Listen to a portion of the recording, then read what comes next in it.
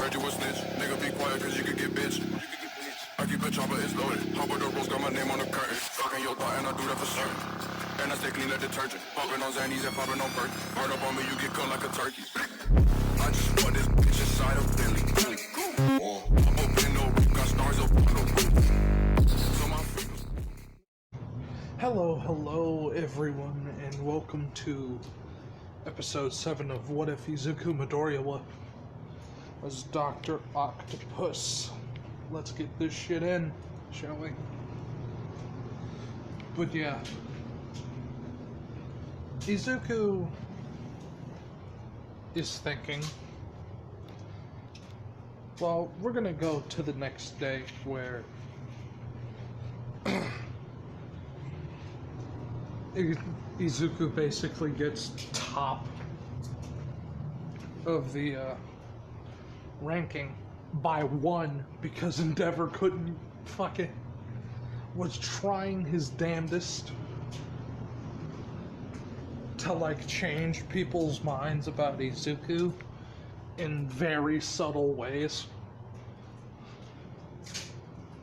It was working for the most part.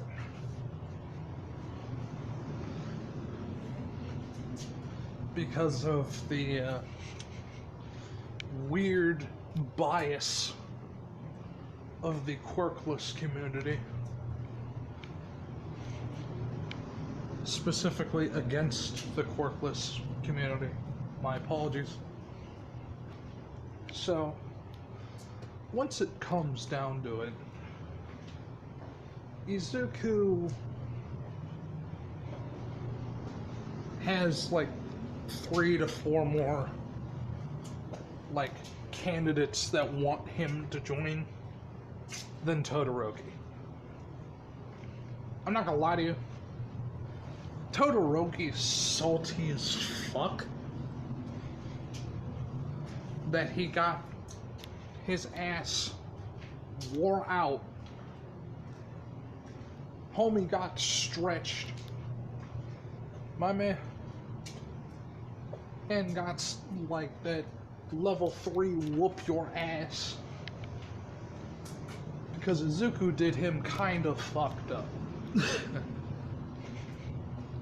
But he didn't stay down, so that's how that goes. But in the meantime, when Izuku is choosing who he's going for, he finds something interesting to him. It didn't shock him, but he was expecting, oh yeah, no, something like this would happen next year, because they thought that this was a fluke. But no, nah, it's not a fluke.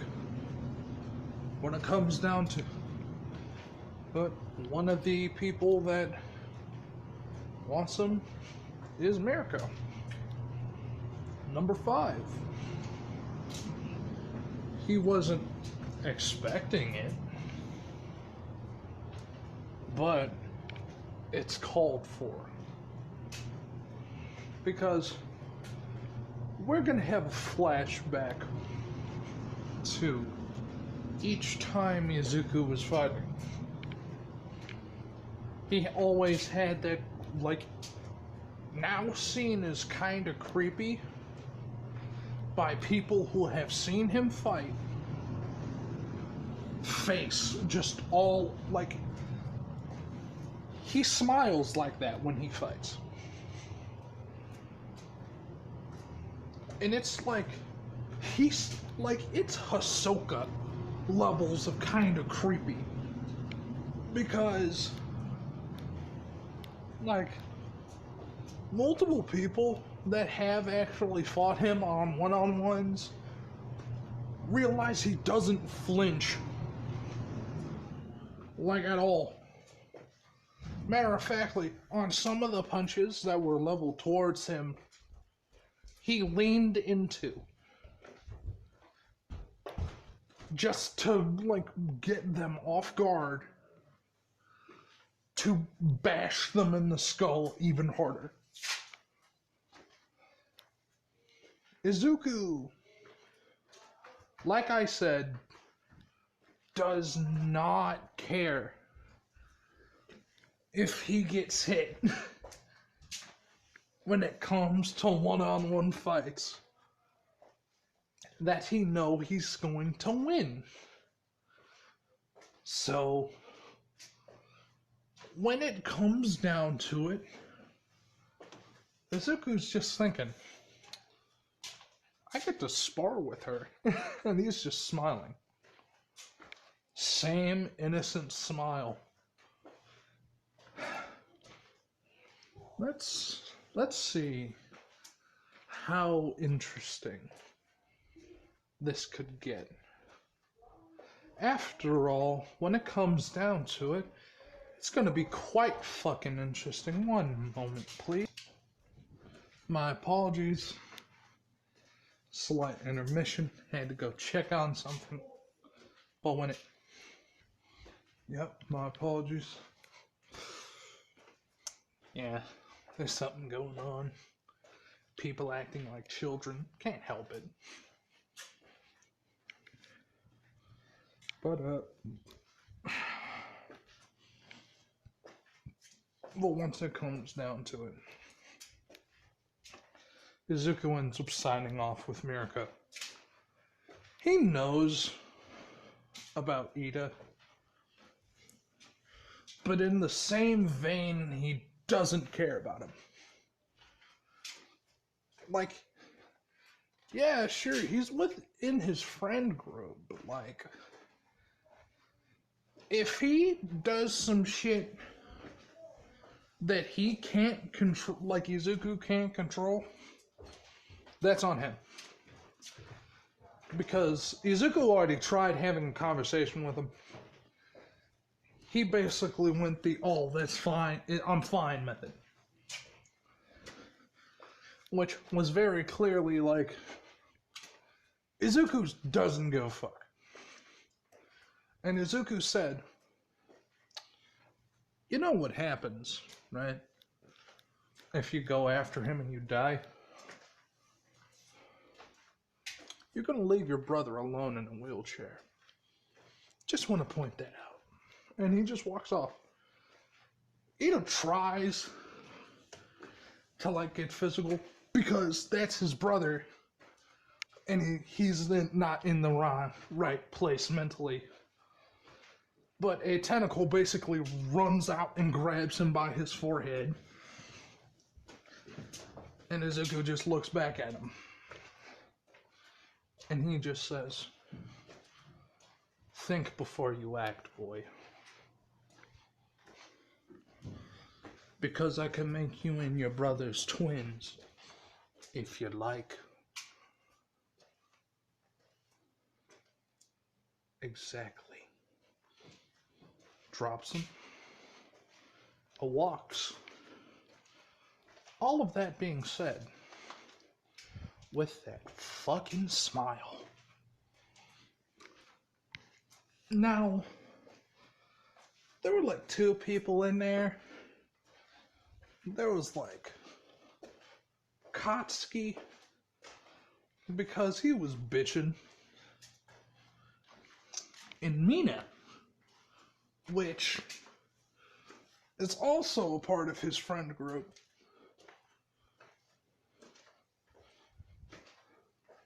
And after hearing that shit, that's kind of like, oh, he doesn't care that much. And that is a blanket statement. Wow. So, once it comes down to, we're going to skip forward a little bit. Introductions on Mirko and Izuku. Oh boy, this is not okay.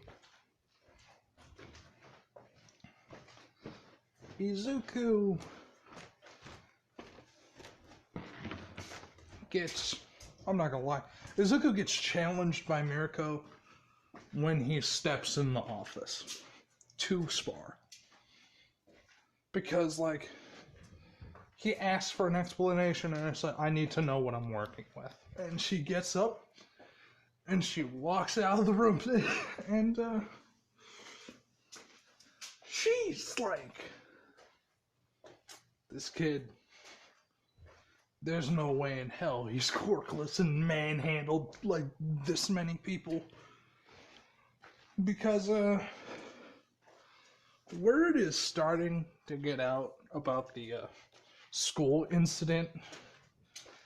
How he just folded the fuck out of the entirety of class 1B.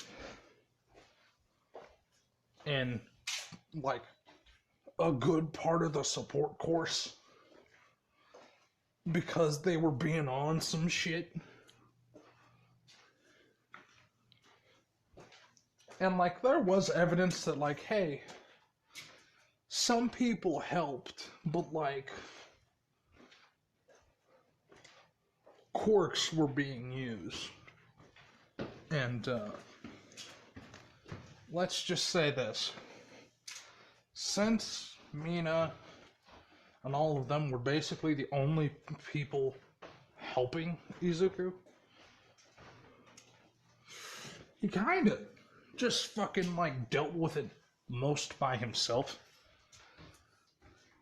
Like, there was bruising from, like, a staff and very light chemical burns from Mina's acid.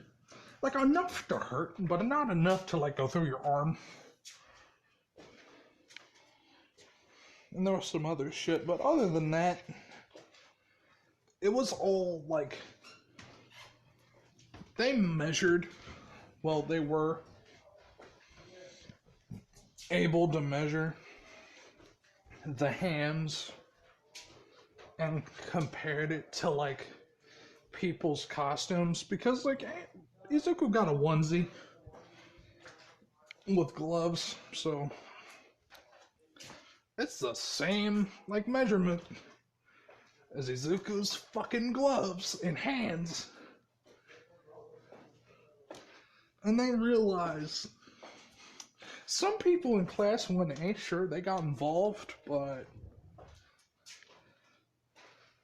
other people, like, the main person that took down the majority of the people there, because, like,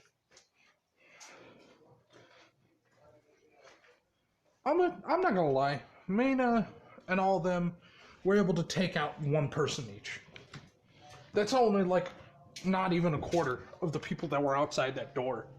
So shit is kind of got real.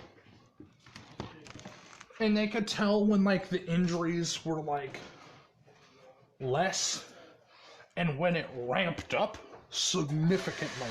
God damn it, one moment. Alright. So, yeah, people kind of know that, like, Izuku was the one that, like, beat the dog shit out of most people. But, like, no one's saying anything. Like, at all. Like, people are just quiet about it. Like, even Izuku got brought in on it, and he's like, I don't know what you're talking about. I don't know what you're saying. You think a quirkless kid could beat the dog shit out of, like, 2 classes? Nezu, are you okay? Like, it's one of those situations where Izuku kind of pussyfooted around the question the entire time. I'm like, people, like, really did try to make it seem like, yeah, no, we knew this 100%. And Izuku was like, I don't know about that one, Chief. I don't know. Like, Katsuki got my same hand type. If you couldn't tell. Oh. And then they stop, go through their information. There were 3 people that those, like, hands, like, specifically the gloves would fit. Izuku, Katsuki,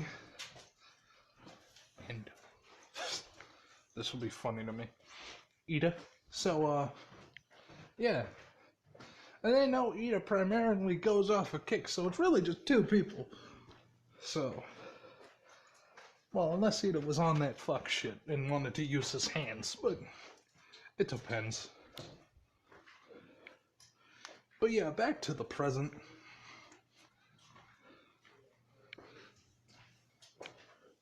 She says, come at me with, Mirko says, come at me with literally everything you have, or I'm gonna kick you out.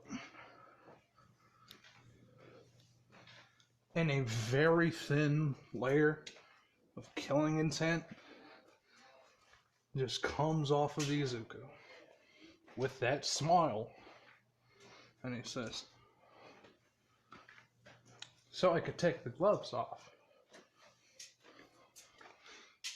She says, yes. Neat.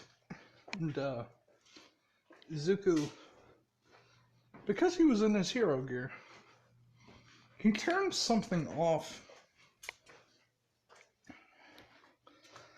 in his gear that allows him to hold back, like pull his punches better, so he doesn't break people. Because remember, this Izuku is fucked up. He's going on the hero path because it gets him more money and he could be more open.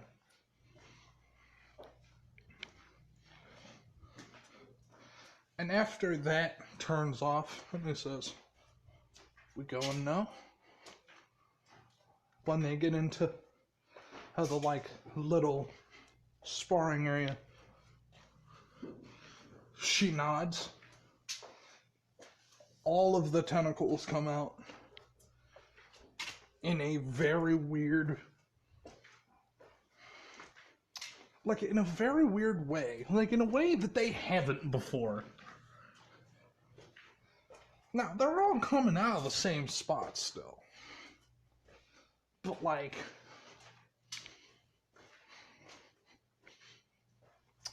it's just something weird. She doesn't know why, but something's in the back of her head, nah, something's off. Animal instincts are kicking in on Mirko, and straight up telling her to leave. She needs to stop up and rethink this before she goes in.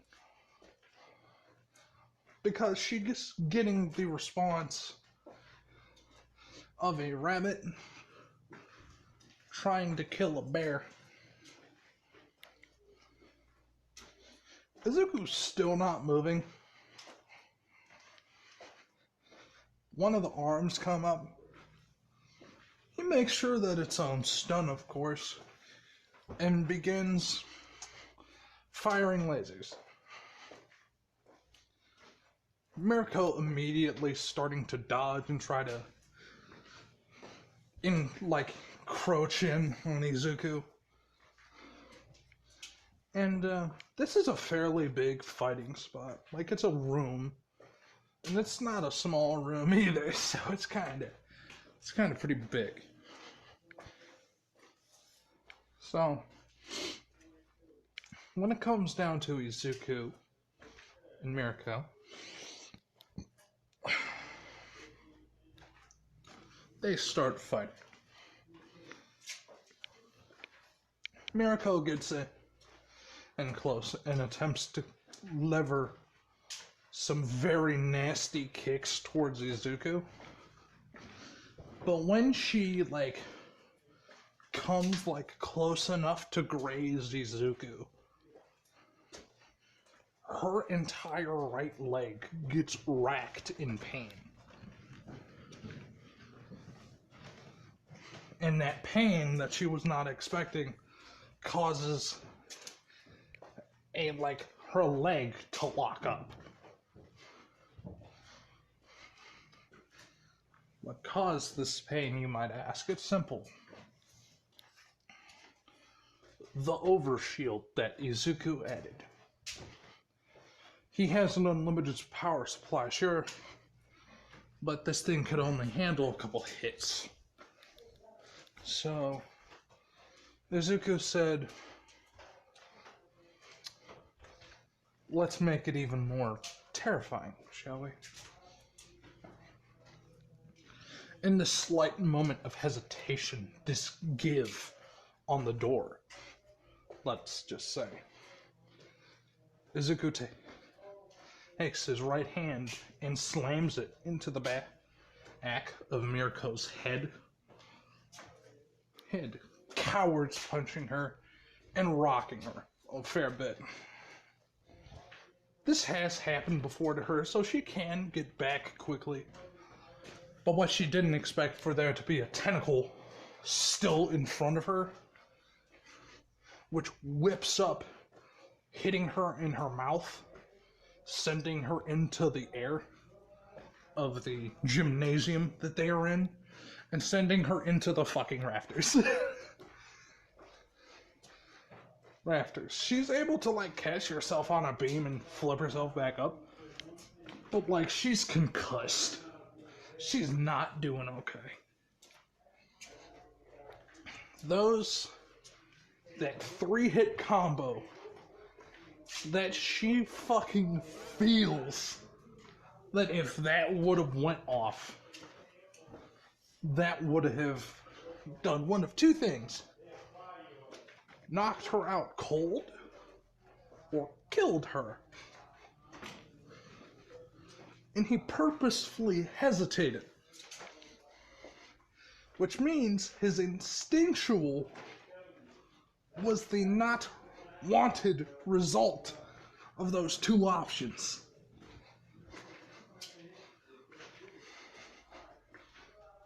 She flies back down, attempting to levy another kick, not knowing exactly what that was,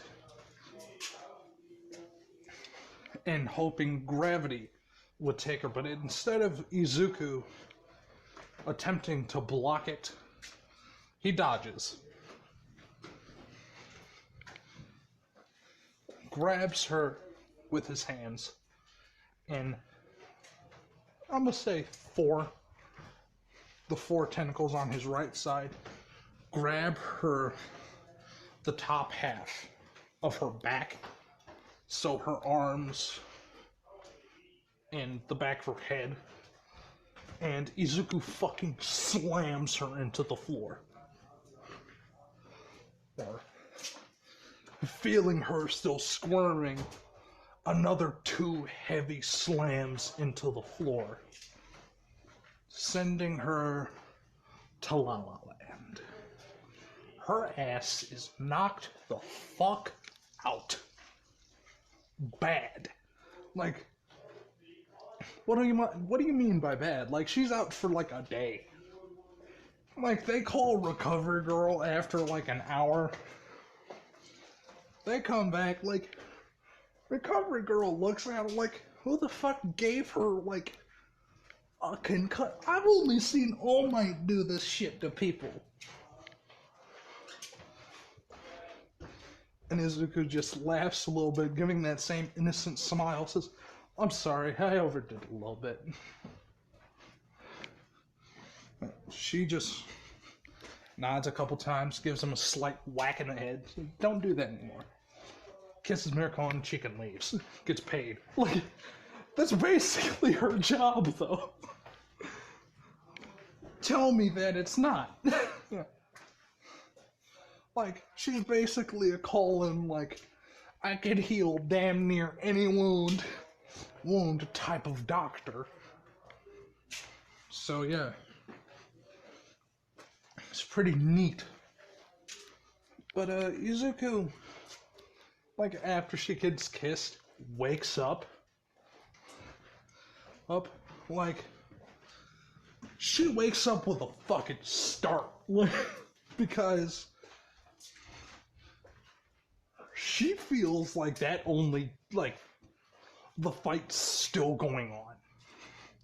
She didn't even know that she was unconscious. She didn't. She just did not know. Oh, because it was because of Recover Girl's quirk, it was more of an instantaneous startup. And her brain basically got put on fucking pause by Izuku. So for her, frame for frame, it was literally her getting knocked out, which she blinked like a normal human being. So when she opened them again, she shoots up about to try to levy a fucking kick. And realizes that she's in a hospital bed in the medical wing of her facility. And Izuku is just looking at her, giving that same smile, just says, "I'm sorry, I went a bit too hard." And just that oozing killing intent. For a second, and stops. I'm gonna say, because I'm not gonna lie to you, people want eyes on Izuku because they don't know his strength yet. They know that he's intelligent as all hell, but they don't know exactly what he could do. And it's weird. Because since Izuku keeps adding shit to his suit, it's only making their job harder. Izuku knows more times than not that he's being watched, and he allows it. But this time it's not gonna slide. I'm gonna say the person that was tasked on watching Izuku, I'm gonna say by Endeavor, because he wants to know what the fuck this kid's powers are. He ain't buying that quirkless shit for a second. Not at all. So what does Izuku do? When he finds this guy with a shrinking quirk about 1 foot high,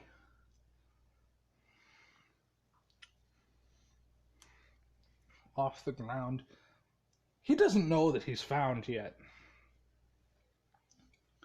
And Izuku did the same thing he did with Mirko.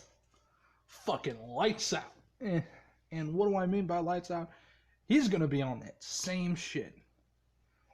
He is woke up in a dumpster in a restaurant's dumpster by a busboy taking out the trash. Get the fuck up and get out of our trash. And he goes for his phone and doesn't find it. And then he goes for his wallet. He doesn't find it. He's confused. Meanwhile, earlier on, after Izuku knocked his ass unconscious, taking his wallet with a gloved hand, taking all of his money, using his finger to open up his phone, change his fucking phone number and the way he gets into the phone, taking it off of his plan and putting it onto Izuku's.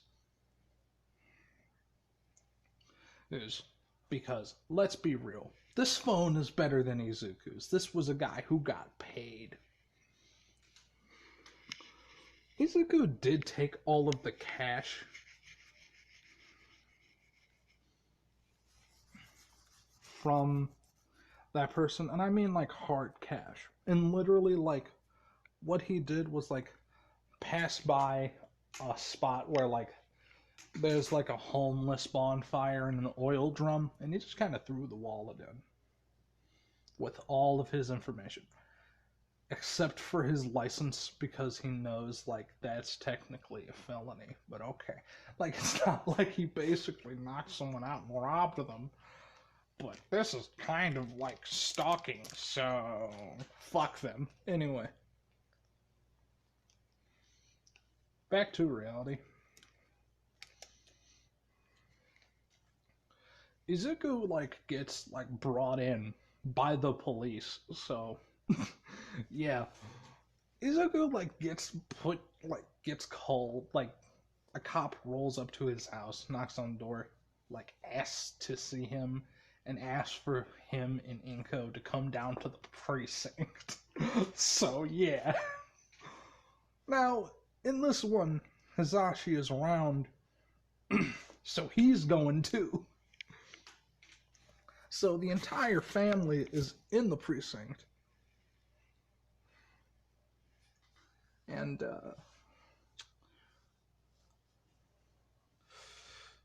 All Might's little cop friend, not Aoyama, because he's the fucking naval laser guy. Poor bastard. But anyway, who is he? Who is he?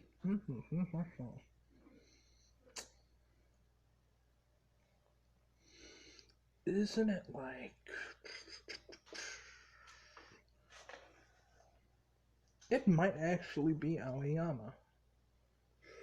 I don't think it is though, but I'm just gonna call him Cop Guy that knows All Might, or just no, All Might's PI. There it is. Fuck it, private investigator, because that shit works.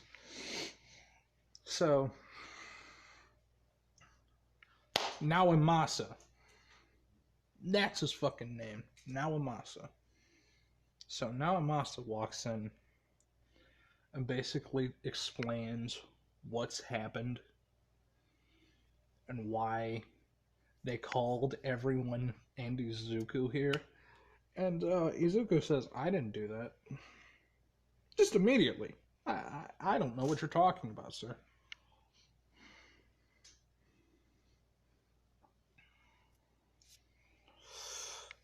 And they're talking and talking. Inko, like, since Naomasa doesn't know Izuku's tells, he's not gonna get anything. And neither will Inko or fucking Hisashi, because, like, they don't know their son that well. And Izuku has never lied to them.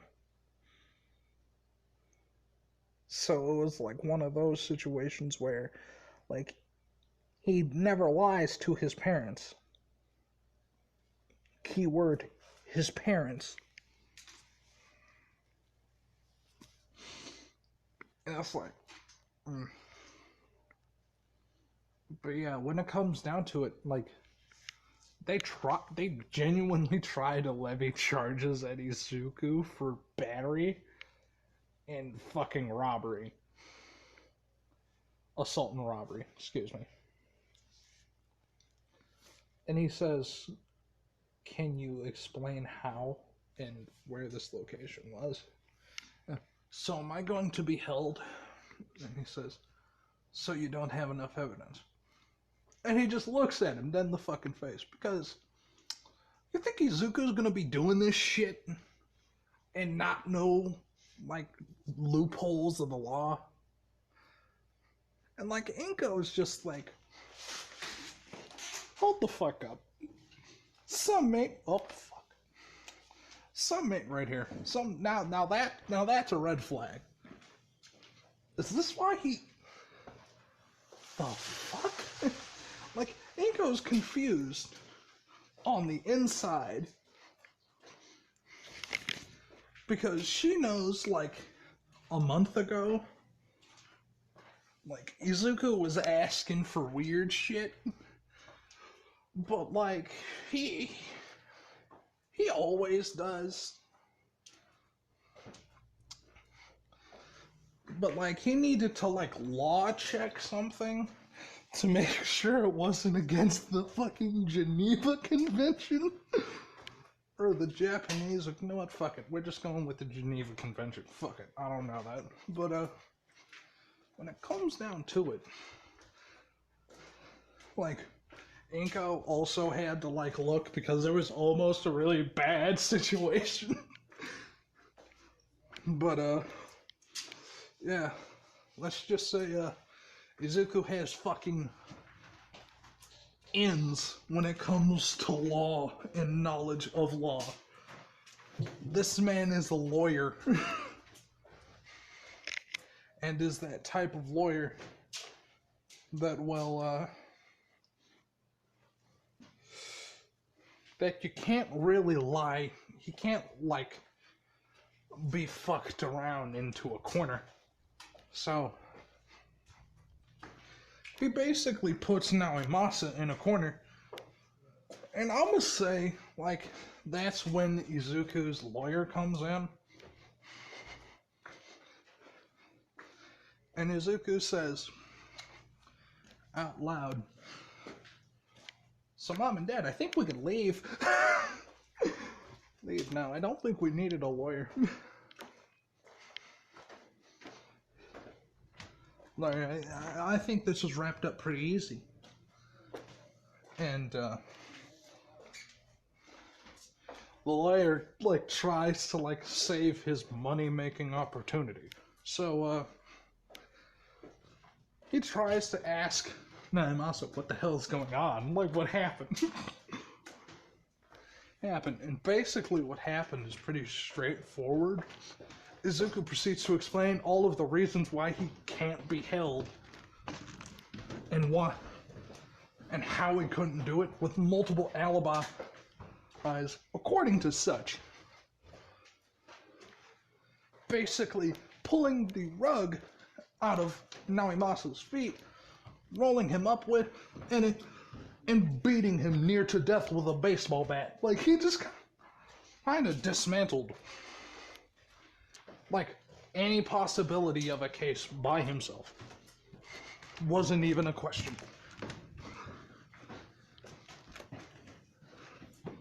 And the lawyer just looks at Izuku and says, son, are you going to college? He's like, yes, sir.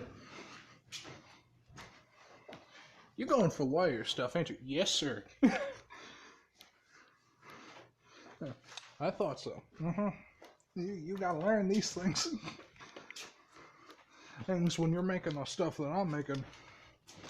I almost broke the fucking Geneva Convention 3 times, but hey, that's how the cookie crumbles.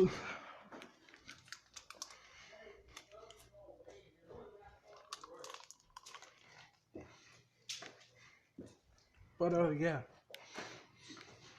This is where I'm going to end the video, with Izuku riding on his way home. Chilling. Hope you all have a wonderful day. And, it's in his 50s in West Chicago at the moment, so, yeah. Have a nice day. And, yeah, stay cozy.